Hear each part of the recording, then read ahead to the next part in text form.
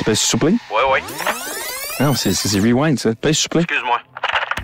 Non, play, coudonc. Le truc avec le triangle, là, à droite, là. Oui, je le sais. Non, mal le faire. Tasse-toi de là. Non, là. c'est correct. La ligne des mêlés. La ligne des mêlés. La ligne des mêlés. La ligne des mêlés. La ligne des mêlés. La ligne des mêlés. C'est la ligne des mêlés, là. La ligne des mêlés. Mais je comprends pas ce que tu veux. Voici la ligne des mêlés avec Arnaud Gascon-Nadon. Salut tout le monde, bienvenue à la ligne des mêlés, si bon je perds la voix. Et bon boy, ça part mal. Mais c'est ça la ligne des mêlés. On est là, encore une fois, lundi, le 23 septembre. On est à la semaine 3 de la NFL. On a bien passé la mi-saison dans la Ligue canadienne de football. On approche, même je pense qu'on vient de faire la mi-saison dans le RSEQ ici au Québec. Donc, ben écoute, grosse fin de semaine de football. Grosse fin de semaine de football qui a commencé évidemment dès jeudi avec la grosse victoire des Jets contre les Pats. S'il y en a qui ne savent pas encore, les Jets, c'est un peu mon équipe de l'enfance. Donc, bien content d'avoir pu vivre ça jeudi où pour la première fois depuis 1999, les Jets de New York c'est ton équipe, les Jets? Battent les Pats par plus que 6 points. 1999. Tu vois que je suis un gars qui t'offre en relation, moi. Panique. C'est cool. Je sais pas sur quoi tu veux. Il y avait ce bouton-là dans le studio. Bouton de panique. Mais il n'y a pas de panique. Il n'y a pas de panique ici. Les écouteurs, je les avais pas. La mammouth, je ne l'avais pas.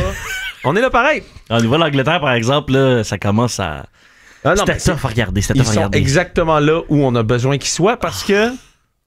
Là, je sais plus comment il faut que je parle de ça, là, ici. J'allais dire que j'ai fait un pari sportif que je n'incite personne à faire. J'ai fait un pari sportif pour le plaisir. Puis j'incite personne à le faire. Pour vrai, c'est ça qu'on m'a dit de dire. Non, c'est ça. Donc, personne n'est incité à le faire. Non, exact. Et j'avais pris les Patriots au début de l'année pour avoir moins de 4 victoires. Donc, la première semaine m'a stressé un peu. Mais là, on retourne tranquillement dans nos bottines. Mais là, faut pas dire que les Pats sont pourris parce que ça voudrait dire que les Jets sont pas si bons que ça, tu sais. Ben, je pense que c'est un peu des deux. Mais... Attention à ce que tu dis, toi, Chris. Faut attendre ce que tu dis. Pardon, c'est dans l'autre studio. Non, excusez-moi, dans l'autre studio. Faut faire attention ici, faut faire attention. On est dans les studios de BP1 Sport. On est en direct à la radio. Il est présentement 6h02. On approche du Monday Night, le double Monday Night Football ce soir de la NFL. On a eu une grosse fin de semaine de football. Non seulement la victoire des Alouettes, beaucoup d'NCAA quand même qui vraiment est... C'est le fun à regarder pour vrai cette année. Là, c'est vraiment excitant de regarder le football américain universitaire, notamment grosse victoire de Colorado contre Baylor samedi soir qui m'a regardé tard dans mon lit où j'étais là, je suis vraiment en train de regarder Colorado contre Baylor. Qu'est-ce que je fais de ma vie, tu sais? Puis à la dernière seconde, hein? Hey, 2 fois à la dernière seconde. Shedeur Sanders, le fils de Deion Sanders, sort de la pochette, essaye de lancer ça dans la zone début. Ça ne fonctionne pas, mais presque. Ouais. Mais presque. Là, vraiment, le joueur l'avait dans les mains. Oh non, mon Dieu. Baylor décide d'appeler un temps mort. Et Colorado refait la même chose. Et réussissent à faire cette passe-là qui est à peu près de 50 verges. Shedeur Sanders est droitier, court à gauche, se contorsionne, lance la balle. Écoute, pis tu sais, on n'a même pas pris le temps de se présenter. C'est Arnaud Gascon-Nadon qui est en studio à tous les lundis. Et à la production et à la co-animation, on a Pepper, connu sous le nom de Arnaud Pepperall Gutiérrez. Donc, bien content de te retrouver, mon Pepper. Yes. Donc, on jase de football, mais en plus, pour les gens qui ne sont peut-être pas au courant, la NCAA, qui est le National Collegiate Association quelque chose, 2 fois A, en gros, ils sont peut-être alcooliques. Puis... Ils ont fait cette année une espèce de... Vraiment une remanipulation des conférences, OK? Puis ils ont fait en sorte que à l'époque, tu avais beaucoup de conférences et la compétition était très diluée. Donc, ça faisait en sorte que Un peu comme ici au Québec, on le voit, hein, couramment, on a toujours hâte le match entre les Carabins puis contre le Rouge et Or. On se rend compte que souvent, c'est comme les 2 matchs les plus relevés de la conférence Québec. Puis après ça, ben, on a hâte à la Dunsmore, puis on a hâte à la UTEC ou la Mitchell, qui est l'opposition la plus féroce. Puis après ça, la Coupe Vanier. T'sais. Donc, il y a comme 5-6 matchs où tous les fans peuvent dire « Ah là, je pense que l'opposition est vraiment bonne ». En fait, dans la NCAA aux États-Unis, c'était la même chose. Hein. Dans ta propre conférence, tu n'avais pas toujours l'opposition et des équipes comme Alabama pouvaient avoir vraiment un gros match dans l'année avant de se rendre au championnat du SEC, qui était la conférence dans laquelle ils jouaient. Et là, donc, tu perdais un peu des fans parce que, tu sais, regardez Alabama sacrer une volée à, je sais pas moi, UL Monroe, de Louisiana Lafayette, Eastern Regional South Bender. Tu sais, t'avais des... Puis Alabama jouait contre des universités comme ça pour s'assurer d'une victoire, en fait, là. 56-0 à la mi-temps. Genre, c'est pas le fun. Tu sais, c'est pas le fun à regarder pour personne. Mais la reconfiguration des conférences, écoute, je regardais en début de saison, il y a eu une augmentation de vente de billets avant même le début d'année de 50%. OK, quand même. Là. T'imagines? Puis on parle de... Je veux dire, c'est des stades remplis. Michigan, 100 000 personnes. Texas, 100 000 personnes. On parlait déjà de grandes foules qui se déplaçaient. Mais le 50% a fait comme des programmes comme Colorado, comme Arizona, et plein d'autres petits programmes qui ont rejoint des conférences et des conférences qui maintenant à toutes les semaines, donc tu joues les équipes à toutes les semaines, ton niveau de compétition est beaucoup plus relevé. Donc par exemple, cette fin de semaine, il y avait Michigan qui recevait USC dans leur conférence du Big Ten, qui est rendue vraiment une conférence c'est presque de la NFL parce qu'en réalité... Ça, tu sais, je veux dire, chaque conférence au départ était basée sur la géographie des équipes. Mais là, maintenant, le Big Ten a comme fait de la chenoute, la géographie. On veut juste faire une grosse conférence de foot. Donc, USC, qui est à Los Angeles, jouait Michigan, qui est à côté de Détroit, tu sais. Et ce qui est vraiment drôle de ça, d'ailleurs, pour les gens qui écoutent, c'est que le football fait tellement d'argent, tellement d'argent au niveau universitaire, que quand une équipe, par exemple, comme USC, passe du Pac-12, qui était une organisation, qui était une conférence dans l'ouest des États-Unis, et passe au Big Ten. Vous savez ce qui est drôle de tout ça? C'est que tous les sports de l'école doivent aller au Big Ten. Donc maintenant, quand tu fais de la gymnastique à USC, il faut que tu ailles faire des compétitions à genre Penn State puis à Michigan. Tu claques des longueurs d'avion. Pas croyable. Juste parce que le foot voulait aller jouer là-bas, pis t'es comme, caliboire, le football. On n'aurait pas pu juste rester ici entre nous autres. Non, la NCAA, ça marche pas de même. J'ai une opinion d'ailleurs sur la NCAA. Je pense que ça sera pas trop long, d'après moi, que la NCAA saute aux États-Unis puis qu'on a une espèce de méga conférence privée. Parce que tantôt, tu parlais justement de la grosseur des stades puis tout ça. Puis toi, tu l'as vécu, là. Aller jouer devant comme des stades de 90 000 personnes et plus. Ouais. Je ne pas, t'as joué contre Texas, il me semble que tu m'as déjà dit. Ouais. Ce feeling-là d'entrer dans un stade de 90 000 personnes, ça ressemble à quoi? Indescriptible. C'est ridicule comment c'est indescriptible, en fait. Je me rappelle, il y avait 100 quelques mille personnes. C'était mon deuxième match, je pense, deuxième match que j'étais habillé, un match que j'ai raté parce que j'étais blessé.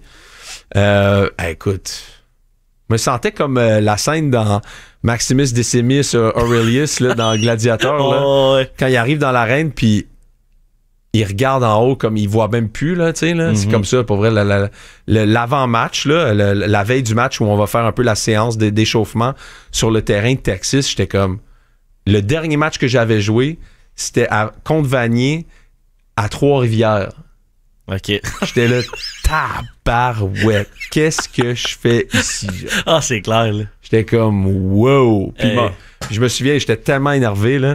Premier jeu du match que j'embarque, j'étais à gauche, donc c'était le bloqueur à droite et l'Aurélie rapproché.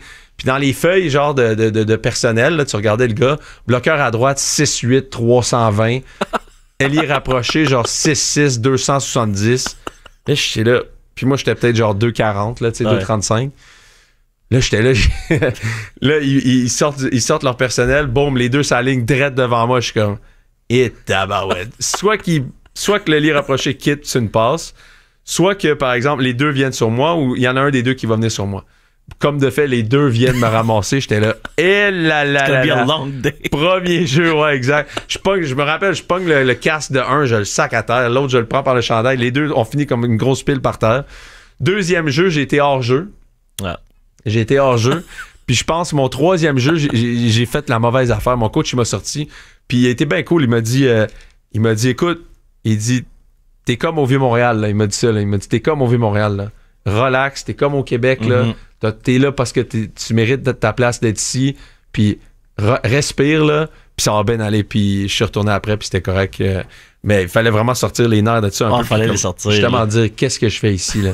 Fait que petite séquence sur la NCAA et tout ça, mais les Alouettes gagnent en fin de semaine. D'ailleurs, les Alouettes ont gagné contre le Rouge et Noir. Grosse victoire des Alouettes ce samedi. D'ailleurs, je trouvais ça bien drôle parce que dans le discours, allez voir le discours de Jason Moss après le match. Il y a juste Luol Uguak qui vient d'arriver, tu sais, la nouvelle addition de l'équipe. Il est là, il mange une pizza pendant que Jason Moss parle. J'étais là, hey, le gars, il a-tu faim, tu penses? Il est encore tout habillé, il se clenche une pizza. J'étais là, il est pas nourri, ce gars-là. Il faut l'aider, là. Clairement, je veux dire, j'étais là, il vient d'arriver, il est là, il a la pizza dans la bouche. Jason Moss, il parle, il est comme J'étais là, hey, tu parles d'une fringale. Tu parles d'une fringale. D'ailleurs, aussi, je voulais te dire, avant d'aller en pause, tu sais, j'en ai parlé au dernier show ici le lundi, mais j'avais dit que j'allais peut-être me lancer dans les cartes de sport. Ouais. Ah, ben oui, t'es Victor. J'ai acheté Victor Wembanyama. Merci beaucoup. Bonsoir. Première carte sportive achetée. Je me sens. Je sens que je fais partie de la gang. Je sens que je fais partie de la gang. M'a coûté cher, le petit Victor. Ouais, parce qu'ils t'ont tenté, hein. Tu l'as pas eu du premier coup. Non, j'ai pas eu du premier coup. Là. Tabarouette sur eBay dans le dernier 10 secondes, là. Ça joue du coude. Féroce. Et tabarouette, c'est féroce. Je m'attendais pas à ça. J'étais comme, il reste 6 secondes. Je place mon enchère. 5, 4, boum, l'enchère, ça. J'étais là. Mais voyons donc. Je suis pas le seul à penser à ça. En tout cas. La ligne des mêlées. La ligne des mêlées. La ligne des mêlées. La ligne des mêlées. Voici la ligne des mêlées avec Arnaud Gascon-Nadon. Ben écoute, parlons un peu des... on va ouvrir en parlant du travail des recrues carrière de la NFL. Un certain éveil. Ouais. Bo Nix a eu une grosse game contre les Buccaneers. Il les a complètement anéantis. Puis c'est pas comme si Sean Payton, le coach en chef des Broncos, c'est pas comme s'il ménageait Bo Nix depuis le début de l'année. Tu sais, c'est 36 passes tentées, 40 passes tentées. Bref, il le traite comme un professionnel. Et là, Bo Nix, qui n'avait pas une passe de toucher, ben, a réussi à faire produire son attaque. 216 verges. En plus, il a couru très, très bien le ballon. Écoute, je l'ai pris dans mon fantasy avant le match. Ben non. Et là, je me disais, j'ai l'air d'un génie. Mais j'ai laissé tomber Caleb Williams. Ah oui. Mais Et, lui aussi a eu quelque chose d'intéressant dans son match. Là. Très intéressant. 300 verges, commencé à trouver Odunze un peu plus. Son tight end Kmet aussi. Donc, quelque chose d'intéressant. Là. Non, très intéressant du côté de Caleb Williams. En fait, il a eu une performance extraordinaire là, pour un carrière recrue. A eu une performance extraordinaire. Il a été précis. Il a pris des bonnes décisions. Moi, il m'a beaucoup impressionné. Puis on a parlé de lui en mal dans les derniers matchs, mais pas nécessairement de lui en mal, plus que d'autres choses, mais tu sais, des fois, des mauvaises prises de décision de Caleb Williams. Puis là, 33-52, là, c'est un match de pro. Là. Ouais. Tu sais, 33-52, c'est un match de pro. 363 verges, 2 passes de toucher, 2 interceptions, tu me diras. Mais quand tu regardes le travail qui était autour de lui, des ballons qui ont été échappés, il a joué un excellent match et sans support, encore une fois, vraiment de ni sa ligne à l'attaque, ni son jeu au sol. C'est vraiment épouvantable depuis le début de l'année, comme il n'y a pas de support que tous les jeunes carrières aimeraient avoir dans le jeu au sol. Donc, écoute, c'est pas parfait, mais je suis quand même excité de la performance de Caleb et de Bo Nix en fin de semaine. Puis c'est ça qui est le fun, c'est que mettons dans le cas de Caleb Williams, bon ok, il a encore eu quelques erreurs, mais au-delà de ça, il y a enfin une progression claire. Ouais. Franche, on l'a vécu. Puis malgré le fait évidemment que c'était du football de rattrapage, donc bon, il y avait place à plus à pouvoir compléter de passes, mais malgré tout, il l'a fait. Ouais. Dans les autres semaines auparavant, il n'aurait pas été capable d'aller chercher ces complétions-là. La passe à Odunze sur la ligne des côtés, c'est une passe magnifique back shoulder. Exactement. Donc, ça commence, ça s'en vient. Puis ça, c'est positif pour les Bears parce qu'on s'en est dit la semaine dernière, si moindrement l'offensive est capable d'être moyenne, avec la défensive qu'ils ont l'opportunité de pouvoir causer des dommages dans leur division. Ouais, mais ils sont justement dans une division très forte qui justement les Vikings, peut-être on ne s'attendait pas à ça nécessairement.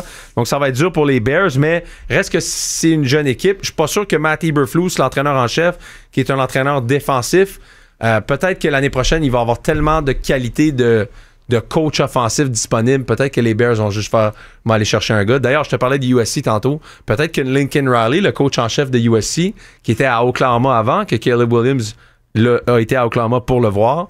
Après ça, Lincoln a accepté la job de USC. Caleb est allé à USC pour le suivre. Je verrais peut-être une réunion se passer du côté de Lincoln Riley et Caleb Williams dans la NFL. Qui de mieux que d'un gars comme ça, comme pour dire, ben je le connais, je suis en terrain connu, peut-être que ça pourrait se passer de ce côté-là. Mais écoute ça, d'après PFF, ok, pour ceux qui ne connaissent pas PFF, c'est Pro Football Focus. En gros, c'est la première compagnie de statistiques avancées de NFL là, qui a été mis au monde. Et d'ailleurs, le propriétaire de Pro Football Focus, c'est Chris Collinsworth, s'il y en a qui ne savent pas, qui fait le Sunday Night, je pense, Chris Collinsworth, qui est un ancien receveur de la NFL. Donc, d'après Pro Football Focus, dans le match de Caleb Williams, il y a eu seulement un lancé qui a été jugé qui était une passe qui était risquée, genre de devenir un revirement. OK. Donc, seulement une passe sur ses 52. Et c'était la deuxième interception qu'il y a eu sur Rome Odunze. Et quand tu regardes son taux de complétion, donc il était 33 en 52, je pense qu'on a dit, là, c'était ses statistiques, 33 en 52. Ouais. Quand on regarde les Pro Football Focus, quand on regarde les statistiques, si on recalibre, si tu veux, sur les 52 tentatives de passes, les jeux que les passes n'ont pas été échappées, ou par exemple que, bref, quand tu fais juste quand tu ajustes son taux de complétion par rapport à seulement son lancer et son difficulté de lancer, il aurait fini avec 71,7% de passes de complétées. Donc 71% à 52 passes tentées, là, c'est du stock en tabarouette. La seule affaire, par exemple, qui fait aucun sens là-dedans, c'est que ça a fini 21-16. Ouais. Pas réussi à compléter dans les moments opportuns. Puis on va en parler tantôt. S'il y a une équipe qui a bien géré ces moments opportuns-là, c'est les Chiefs, encore une fois, de Kansas City. Il m'écoeure. Ah ouais, moi aussi, il m'écoeure. Parlons brièvement des Browns contre les Giants. Écoute, Daniel Jones joue un deuxième bon match de suite, pour vrai. Il pourrait être 2-1. S'ils n'avaient pas saboté la semaine dernière là, avec des mauvaises décisions. Exact. Facilement 2-1. Il pourrait être 2-1. Facilement 2-1. Ouais. Imagine si, après tout ça, là, genre les Giants gagnent l'Est de la nationale, je vais littéralement me déféquer direct ici en studio. OK, ben ça non, je veux pas faire comme le gars de FSU, là, finalement. Je sais pas si t'avais entendu cette histoire-là, il y a un gars... Non, mais je vais tomber en bas de ma chaise. Ben ouais, à 100%. Ah, ça serait fou, raide. Que les Giants gagnent l'Est, là. Ah, tabarouette, ça serait... Après tout ce qu'on dit, là... Ouais. Mais il pourrait être 2-1. Malik Neighbors est déjà pas loin d'être dans les 5 meilleurs receveurs de passe de la Ligue depuis le début de l'année. S'il l'est pas, là... Il me fait très peur dans le parlay dont je vous ai parlé, mais que j'ai plus le droit de vous parler. J'ai plus le droit. Mais, en tout cas, j'ai un truc qui me fait peur. Malik Neighbors me fait peur. Ouais. Si vous voulez, si vous m'aimez, le prenez pour Jaden Daniels. OK? On prend pour Jaden Daniels. D'ailleurs, j'ai pas le droit de vous parler de ça aujourd'hui. Revenez sur le podcast de jeudi. J'ai une idée de pari sportif qu'on doit faire. Ouais. En parlant de ce pari sportif, je veux remercier ubet.ca qui est notre commanditaire officiel du podcast. Non seulement celui en studio, mais celui... parfait. Et pas un feu quelque part. En studio et celui qu'on fait à la radio. Pour tous les... En gros, ubet.ca, ce qu'ils veulent faire pour vous autres, c'est que... tu peux aller sur le site, puis il y a des questionnaires de sport. Basket, baseball, hockey. Tu t'en vas sur le ubet.ca. Tu réponds à 5 questions. Tu en obtiens 3 de bonnes. Puis Ubet te met dans un peu la cagnotte des gagnants, là, le cercle des gagnants. Puis dans cette cagnotte-là, dans ce trésor-là, il y a 100 000 $. 100 000 beaux bidous! 100 000 beaux bidous. Donc, les prix quotidiens d'ubet.ca sont à portée de votre main. Alors, qu'attendez-vous, comme ils disent? Qu'attendez-vous? Non, mais allez sur ubet.ca, pour vrai, c'est cool. Et on remercie ubet.ca, qui est une super belle compagnie de paris sportifs. Donc, on les remercie pour nous commanditer le podcast de football. On dirait ce qu'on voudra, là. The One. Le podcast, The One. Comme Neo dans Matrice. The One. The One. Mais revenons à... Donc, merci à Ubet et allez consulter le ubet.ca pour tous vos paris sportifs, la gang. Ça va être vraiment cool et c'est cool pour nous autres aussi parce qu'on aime la relation et on aimerait que ça se poursuive avec une belle compagnie comme ça. Donc, les Giants, Daniel Jones continue pour vrai. Deuxième bon match de suite. 24 en 34 pour 236 verges, 2 passes de toucher, pas d'interception. Merci, bonsoir. Clean game. Clean game, comme on dit. Et les Browns, ben, en fait, Deshaun Watson quand tu regardes les statistiques des Browns, là, il y a une statistique qui existe dans les statistiques avancées qui s'appelle EPA. C'est Estimated Point Added, je pense, ou un truc comme ça. Expected Point Added. Ce que ça veut dire en français, c'est que en réalité, chacun de tes jeux, chacun des choses qui se passent dans un match a, d'après les statistiques avancées, une réalité espérée. Tu sais, par exemple, dans ce jeu-là, d'après la couverture, d'après ton personnel que tu avais, t'aurais pu réussir, voilà, à ce niveau-là. Quand tu regardes depuis, écoute, c'est plate pour Deshaun, là. Mais c'est pas si plate que ça, là, parce qu'il fait pas pitié, là. Ouais, vraiment. Mais pas. depuis 2000, là, chez les Browns, pas genre... Pas dans la ligue, là. Tu sais, les Browns, on s'entend, un cimetière de carrière depuis que je suis né, là. Les Browns, depuis 2000, semaine 1 à 3, c'est le pire départ cette année d'un carrière des Browns. Pas genre d'une division de... Non, des Browns. Ah ouais, non, exact. Ouais. Je vous nomme des noms, OK? Brian Hoyer. Tu connais? Ben ouais. Ben ouais. Oh oui. Kelly Holcomb, Tim Couch, Derek Anderson, Josh McCown, Trent Dilfer, Colt McCoy, Jacoby Brissett, Baker Mayfield, Charlie Fry. Oh. Hey, y en a-tu des gars là-dedans? Charlie Fry. Hey, Charlie, fry me some chicken, boy. Non, mais Charlie Fry. Ouais. Donc, Deshaun est épouvantable, sérieusement. Épouvantable. J'ai aucune idée de ce qu'ils vont faire avec lui, mais je sens qu'ils essayent de trouver une façon de le sacrer de bord. Ah oui, puis c'est une question de temps, il faut. Exact. On a parlé de Bo Nix. Ben écoute, grosse victoire contre les Buccaneers, honnêtement. J'en ai parlé à Martin tantôt dans ma chronique de foot. Je sentais que les Broncos allaient gagner. Mais Sean Payton avait l'air prêt pour les Bucs. Sean Payton est bon. Il a été longtemps dans cette division-là aussi. T'as absolument raison. Très bon point. J'avais même pas pensé à ça. Il probablement, tu sais, je veux dire, il connaît aussi Todd Bowles. Fait que sûrement que dans son plan de match, il était prêt. Là. Ah, exact. Puis Bo Nix prend du galon. Puis ce n'est qu'une question de temps, je pense, parce que au podcast de jeudi dernier, on a parlé beaucoup de la couverture 2, hein, que la NFL, en tout cas, Mel Kiper, si vous allez voir ça, on en a parlé au dernier podcast. Mel Kiper, qui est un analyste du repêchage de la NFL, a dit qu'il fallait bannir la couverture 2 parce qu'en gros, ça limitait les carrières à lancer le ballon n'importe où sur le terrain pour pas se faire intercepter. Merveilleux, Mel. Du génie. D'ailleurs, je vous ai donné des pistes de solutions, vous allez voir ça. C'est un des clips qu'on a fait circuler, ça m'a bien fait rire. Mais Bo Nix, son plus grand talent, quand il était à Oregon l'année dernière, c'est toutes les passes courtes. Ouais. Extrêmement précis. Battu tous les records, d'ailleurs, de le nombre de passes complétées dans les zones courtes à Oregon l'année dernière. Donc, quand moi j'ai vu Sean Payton sauter sur ce gars-là, je me suis dit, ben, non seulement il est actuel, parce qu'il regarde comment ça fonctionne, puis oui, t'as besoin d'un gars, tu vas être plus stable avec un gars comme Bo Nix qu'avec Anthony Richardson, par exemple, avec les Colts. Ouais. Qui est une vraie bébite de football, mais si t'es pas capable de frapper les zones courtes, tu vas avoir de la misère à avoir une attaque qui peut sustenter une série offensive. Anthony Richardson, lui, ce qu'il fait, c'est qu'il dit, tu mets ton demi de sûreté à 20, moi, je la lance à 90. Ouais. Fait que, ah ouais, cours, mon homme. Mais tu sais, lui, c'est comme l'antithèse de ça, mais je comprends. Et Sean Payton l'a fait avec Drew Brees. Ouais. Donc, il connaît très bien c'est quoi un carrière hyper précis, qui a pas le meilleur bras. Tu sais, il sait c'est quoi.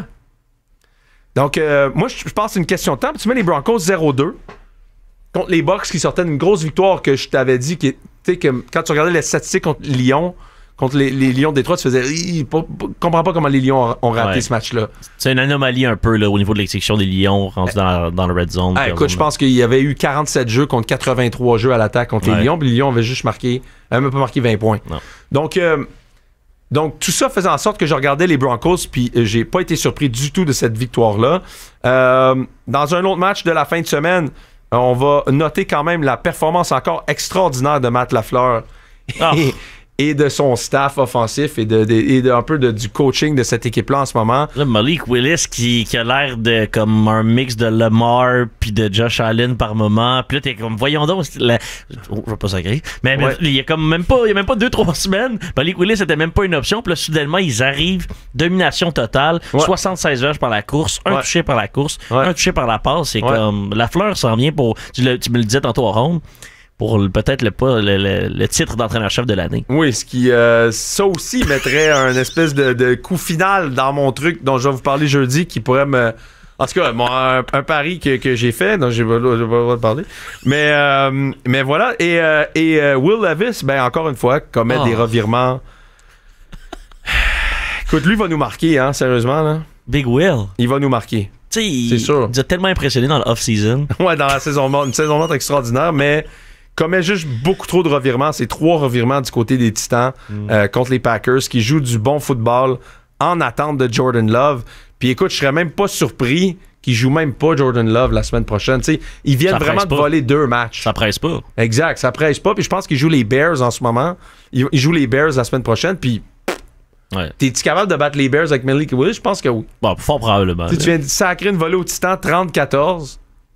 T'es capable de battre les Bears quand même, qui est une jeune équipe. Je pense que tu serais capable de le faire. J'ai hâte de les voir contre les Vikings. D'ailleurs, les Vikings qui ont été drôlement impressionnants. Drôlement impressionnants. Et les Eagles qui gagnent contre les Saints, on en parle au retour de la pause. Qu'est-ce que t'en penses? On a encore presque une demi-heure avec vous autres pour faire le retour des matchs. Évidemment, on veut parler des Eagles contre les Saints. Grosse victoire des Vikings. Je veux absolument vous parler des Chiefs. Et ça, on va garder ça pour la fin parce que...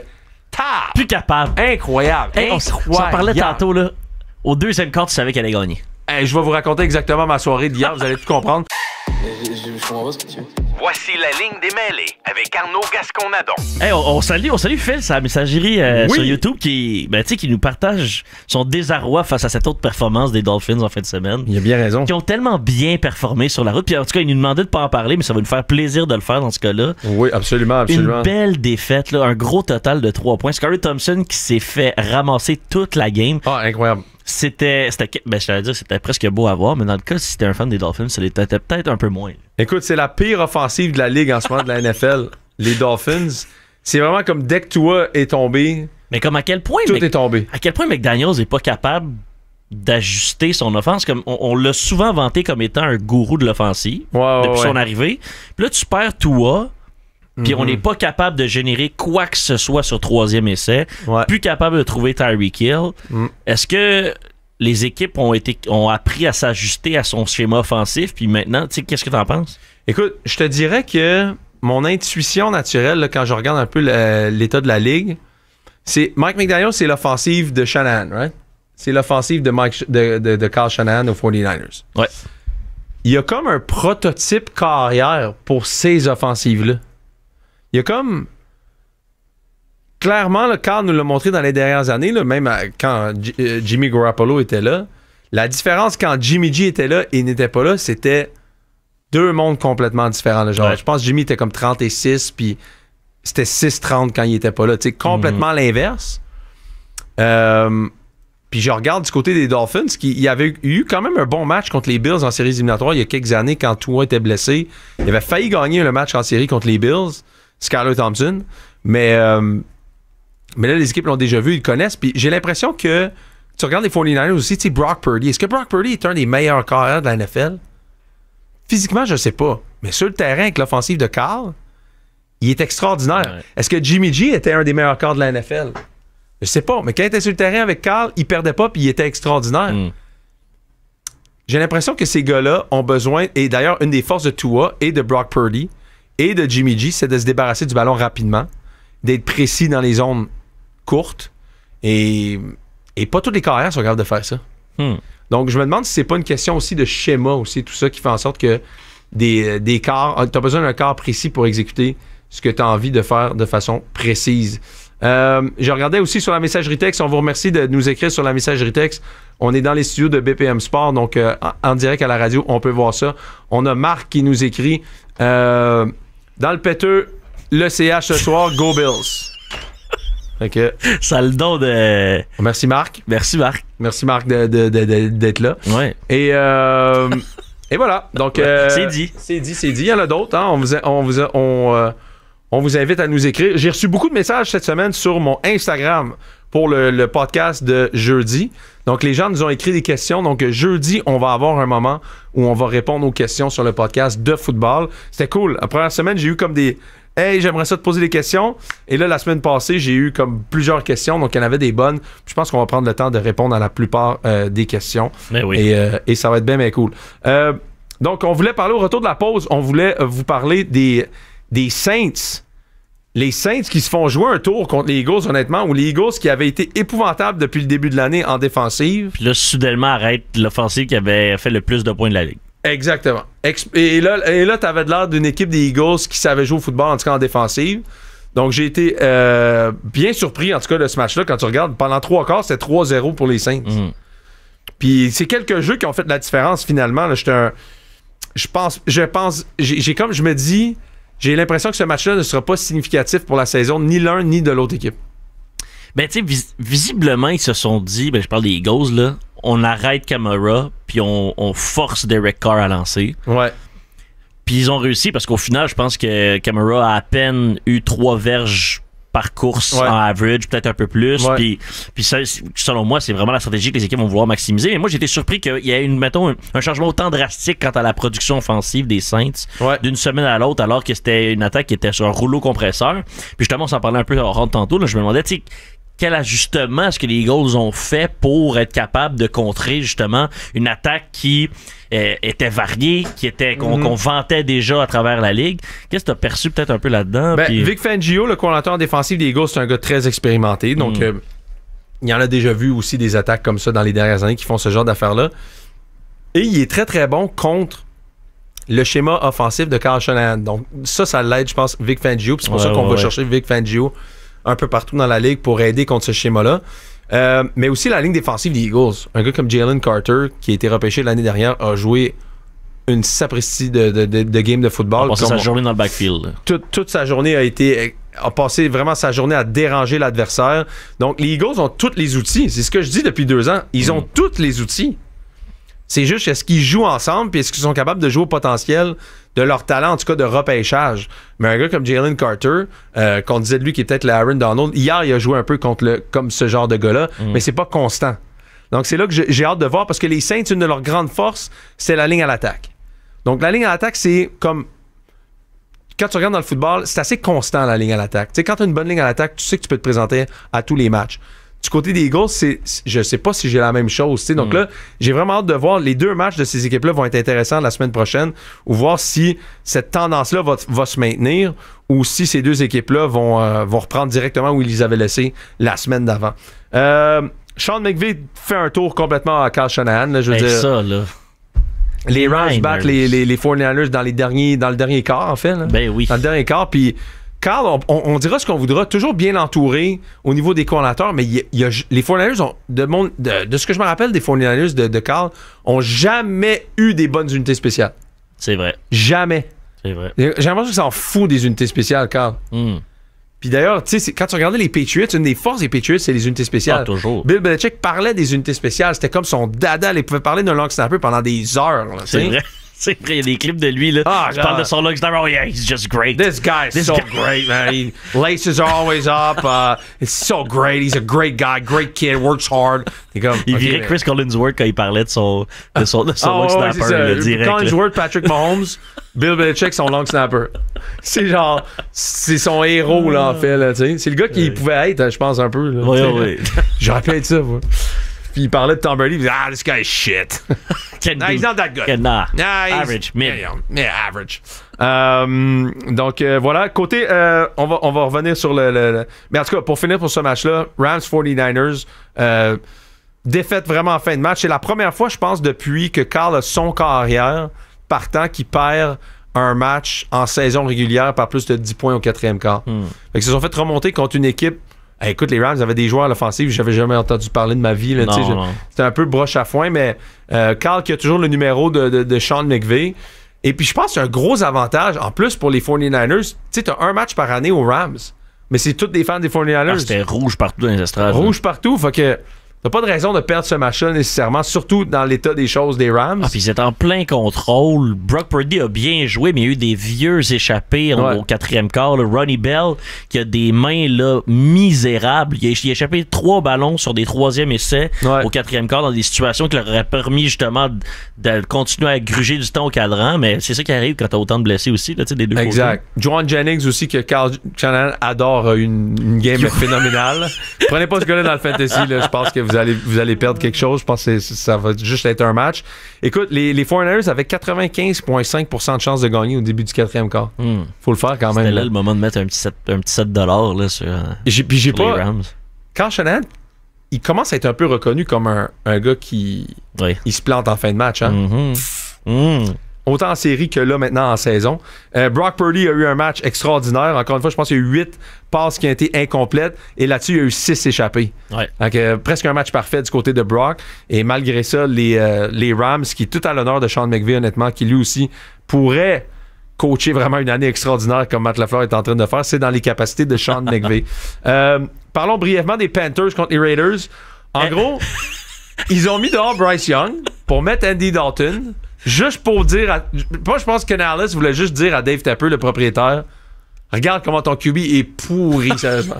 Andy the Great. Andy the Great. Andy the Great. Moi, je pense que c'est juste Dave Canales qui voulait passer un message à son propriétaire en disant ton choix au repêchage était épouvantable. Je vais te prouver qu'avec Andy Dalton, je suis capable de faire des miracles. 319 verges, 3 passes de toucher. Ah non, puis c'était une clinique, là. Ah, une clinique, là. Comme Andy était là, moi là, je suis le meilleur corps de la NFL. Ah, c'était des targets, là, pis t'as pendant ça les Raiders qui étaient juste putrides.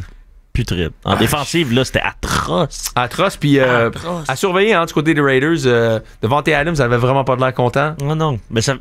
Mike Williams aux Jets pourrait se blesser n'importe quand. Moi, je vois Garrett Wilson, Devontae Adams aux Jets, là. Ah, arrête. Hey, toi pis tes Jets. Jase-moi de ça un peu. Aussi, je veux parler de... Chargers, Steelers, je suis resté sur ma faim un peu. Parce que les Chargers ont tellement perdu de joueurs. Joe Alt, leur bloqueur à droite, recrue, est tombé au combat. Rashawn Slater aussi, bloqueur à gauche. Joey Bosa. Bref. Un classique Chargers. Ils ont perdu comme tellement de bons joueurs pendant le match. Je pense qu'à un moment donné, ils avaient moins 5 verges en deuxième demi, puis les Steelers en avaient 200.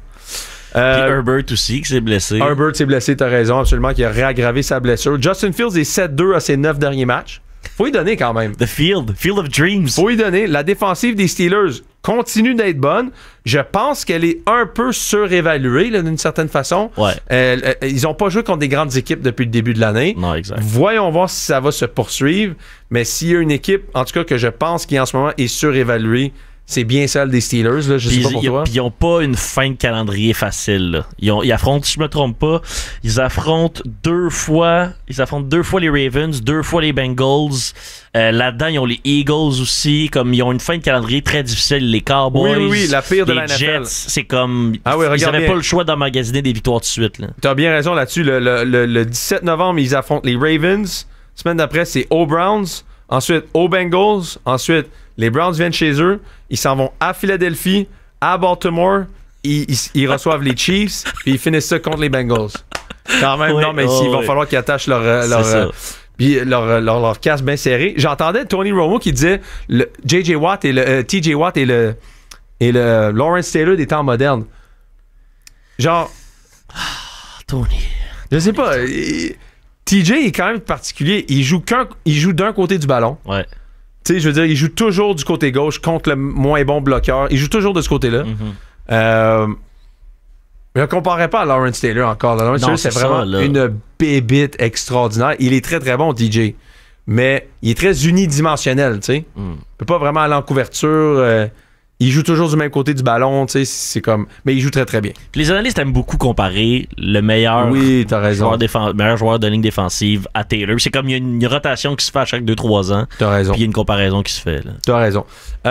Donc, on a brièvement parlé aussi des Dolphins contre les Seahawks. Bref, les Seahawks, en ce moment, la job que Mike McDonald, le coach en chef, est en train de faire, l'ancien coordinateur en défensive des Ravens, les Seahawks jouent du gros football défensif. Ce qui nous rappelle un peu l'époque de Pete Carroll, mais sous un autre leadership. Geno Smith joue du football précis. Les Seahawks, peut-être pas l'équipe la plus talentueuse, ou en tout cas quelque chose, mais quand tu regardes le nombre de pressions qu'ils mettent sur le corps arrière, cette défensive-là, je pense, peut surprendre. Et en ce moment, c'est qui nos 3 équipes invaincues? Tu as les Steelers, les Seahawks et les Chiefs. Ah, les foutus Chiefs. Bon, OK, passons aux Chiefs tout de suite. Bref, les Lions battent les Cards aussi. Un peu déçu de la performance des Cards. Kyler Murray m'a vraiment déçu hier. Moi aussi, mais les Lions, c'était clair qu'ils allaient gagner ce match-là. Tu sais, dans le sens où ils l'ont échappé contre les Buccaneers. Ça reste une des meilleures équipes de la NFL. Ils ont couru dans le visage des Cards en disant Kyler Murray, t'auras pas la balle. Non. Puis c'était impressionnant de voir comment c'est une équipe qui est rendue à maturité parce qu'ils peuvent gagner de façon différente. Ah ouais, exact. Ils ont des joueurs partout, puis t'as bien raison de le mentionner. T'sais, le fait de pouvoir établir un jeu au sol comme ça fait en sorte que les Lions sont dangereux n'importe où, à la maison comme à l'extérieur. Fait que les Lions sont, encore une fois, je pense que c'est une excellente équipe de football et une de mes équipes favoris dans la nationale. On a le temps de parler brièvement. Ravens Cowboys rapidement. OK, parlons de Ravens Cowboys rapidement. Ouais, t'as raison. Écoute, je m'attendais à une victoire des Ravens. Je pense que c'était le plus gros. Tu sais, comme au golf, là, le gimme, là. Moi, je sais pas pourquoi. J'étais sûr que les Ravens allaient gagner. Ouais, 100%. 0-2. Lamar était 21 en carrière contre des équipes de la nationale. T'es sûr qu'ils allaient défoncer les Cowboys. C'est ce qui se produisait, là, initialement. C'est produit tout le match. C'est juste qu'ils sont à peine capables de finir des matchs. Là. Ça n'a pas de bon sens. Non, ça n'a aucun bon sens parce qu'en réalité, en plus, quand tu regardes, toute la semaine, j'ai dit, ouais, mais c'est quoi l'identité des Ravens? Tu lances, tu cours, tu lances, tu cours. Pense qu'on l'a découvert, c'est quoi l'identité, là? Je pense qu'ils ont couru, 45 fois? Ouais, on s'est écrit un moment donné, je pense que c'était rendu comme 20 courses contre 6 passes des Ravens, puis à ce moment-là, ils menaient comme déjà par 17 points. Puis, tu sais, ça a été vraiment ça tout le match, là. Exact. Ils ont couru 45 fois, 15 passes. C'est ça leur identité. C'est ça qu'il faut qu'ils fassent. Et ils ont couru avec Derrick Henry, mais Derrick Henry avec Lamar en dessous du centre. Ouais, c'est vrai. Donc, ils ont apporté des ajustements qu'ils n'avaient pas fait la première semaine contre les Chiefs où on utilisait Derrick Henry à partir d'une position en shotgun, à 5 verges. Carrière attrape la balle, la donne à Derrick. Mais la grosse force de Derrick Henry, c'est ce qu'il a fait au Titans de Tennessee toute sa carrière. Court un concept de zone au sol et laisse-le courir avec 5-6 verges d'élan. Ouais. Pas aucune verge d'élan en shotgun où la remise n'est pas faite. Et après ça, tu peux utiliser Lamar dans des feintes, mais reste que... Et Lamar est quand même toujours aussi dangereux quand il court avec le ballon. Ben oui. C'est juste combien de temps il est capable de faire ça. Lamar a couru 14 fois hier contre les Cowboys. Puis les Cowboys, ben... Comme disait l'ancien coach des Cards, they are who we thought they were. Ouais, who we thought they were. C'est classique, vont chercher des stats dans le garbage time. Aller chercher exact. Comme 1 ou 2 touchés, tu y crois un peu, mais plus ou moins. Puis là, 19 points au quatrième quart. Puis là, soudainement, tu pars sur ton week, puis tu y crois un peu peut-être aux Cowboys. Leurs partisans ont comme vu des petites étincelles, mais tout ça, c'est juste dans une cause perdante. Non, les Cowboys font pas les séries, c'est impossible. Impossible. Je comprends pas encore une fois. La ligne des mêlées. La ligne des mêlées. La ligne des mêlées. La ligne des mêlées. Voici la ligne des mêlées avec Arnaud Gascon-Nadon. De retour à la ligne des mêlées, merci de nous écrire là, autant sur YouTube que sur la messagerie texte. On a Joe des Niners qui nous écrit « Salut Arnaud, on était à Cleveland hier et maudit que Watson est surévalué, pas capable de mener son attaque. Rien de nouveau, rien de nouveau. » Vous êtes allé à Cleveland quand même. Hey, vous êtes courageux. Ouais. On respecte ça. On salue Joe qui s'en ça. va à Cleveland. C'est pas rien, ça. Hey, Martin Landry qui nous écrit Steelers 3-0. Effectivement, les Steelers, les Seahawks, les Vikings et les Chiefs qui sont les seules équipes invaincues présentement dans la NFL. Puis, on s'en disait. Il y en a juste une là-dedans, en fait, à laquelle on s'attendait. Hey, les 3 autres, là, absolument pas. Les 3 autres, on les voyait même pas en série. Non, c'est ça, exactement. Comme aucune des 3. Là. Je me doutais que peut-être que les Vikings allaient être bons, mais tu sais, peut-être 8-9, mettons, dans une grosse division, là, tu sais, quand même bien. Mais de commencer 3-0, n'importe quelle équipe qui commence 4-0, là, en fait, là, pour le restant de l'année, si tu joues 500, tu finis 10-6, tu fais les séries, c'est à peu près sûr. Ben oui. C'est à quel point le football reste que les matchs de saison régulière sont importants. Ben, autant au début qu'à la fin. Ouais. On se le dit souvent avec les Bengals, par exemple, même les Ravens. Parce que c'est vraiment, tu réduis dramatiquement tes chances de faire les séries, là, parce que la saison est tellement courte. Puis c'est pour ça que je pense que je serais pas surpris que les coachs remettent un peu de l'emphase dans la pré-saison. Ouais. Parce que là, tu te rends compte que le début de saison est bien payant. Et très payant quand tu joues une équipe qui sont pas rodées, que le corps est pas rodé, que si toi, par exemple, t'es rodé, là, tu peux te sauver avec 2-3 victoires en début d'année qui vont faire toute la différence d'ici la fin de l'année. 100%. Puis, tu sais, on s'en parlait, autant que, mettons, le jeu aérien et les attaques sont en train de revenir un peu à ce qui était fait dans le passé, au niveau du jeu au sol, ainsi de suite. Ouais. C'est peut-être que ça aussi, ça va se produire là, au niveau des matchs pré-saison, revenir un peu plus à pratiquer son offense, son exécution avant même le début de la saison. Ah, moi, je serais d'avis de faire ça carrément.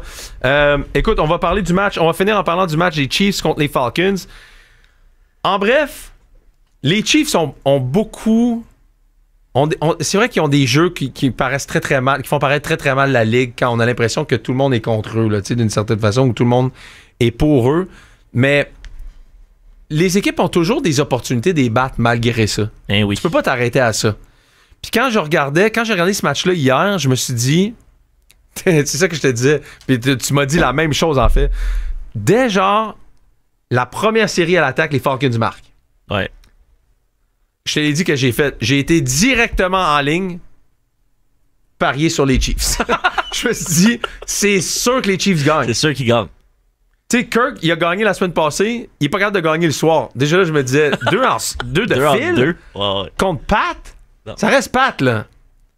Les Chiefs gagnent. Ils sont 9-0 à leurs 9 derniers matchs. Travis Kelce, il a eu combien de passes hier? 2 attrapés pour 4 verges, je pense. Fait qu'ils ont même pas besoin de Travis Kelce pour battre les Falcons, qui honnêtement sont quand même bons. Ouais, pour eux, ils me surprennent. Raheem Morris, le coach en chef des Falcons, sa grosse question quand il était avec la première chance qu'il a eu comme entraîneur-chef avec les Buccaneers, c'est sa façon de gérer son équipe puis sa façon de gérer ses matchs. Un peu, comment dire, immature. Ouais. Puis il y avait des articles ou en tout cas des trucs qui étaient à son sujet. Souvent, il était au bar avec les gars après les matchs, puis il buvait avec les gars. Ah ouais. Ouais, puis le genre d'affaires que tu fais, en tout cas, démontre certains signes d'immaturité, tu sais. Ouais. Puis hier, j'ai l'impression que c'est ressorti, ça, de chez Raheem Morris. Tu sais, une fin de match juste mal gérée. Et des choix de jeu, des mauvais choix de jeu. Ouais. 3e et 1, courir avec Al Gayer à la place de Robinson. Puis après ça, tu le fais avec Robinson, mais t'attaques la ligne de côté quand tout ce que tu veux, c'est avoir une verge en réalité. C'est des mauvais choix de jeu, tu sais. C'est des mauvais choix de jeu que Bill Belichick était supposé avoir la job à Atlanta.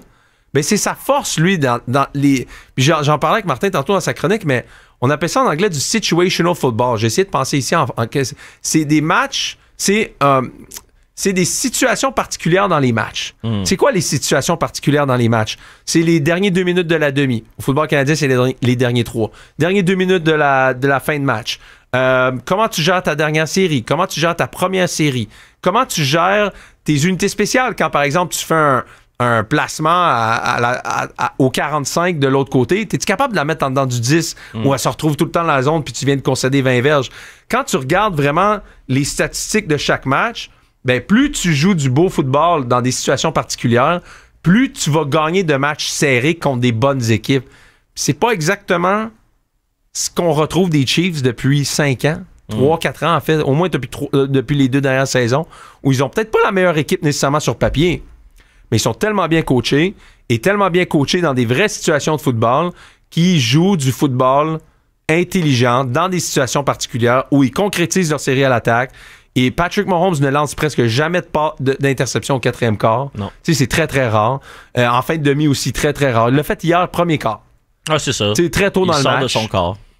Il a envoyé ça à Justin Simmons. Je pense qu'il est rendu à sa 6e interception contre lui en carrière. Le gars, il le connaît par cœur. Mais Pat va pas faire ça dans des matchs de série. Il va pas faire ça dans des matchs, dans des moments importants. Puis Kirk et Raheem Morris, c'est pas leur ADN. Non. Alors, on peut regarder du côté des pénalités, si ça, mais ça arrive. À un moment donné, c'est plus de la chance quand ça arrive tout le temps, tu sais. Ben, c'est ça. Puis à chaque fois que le match est serré, tu le sais que les Chiefs vont finir par l'emporter.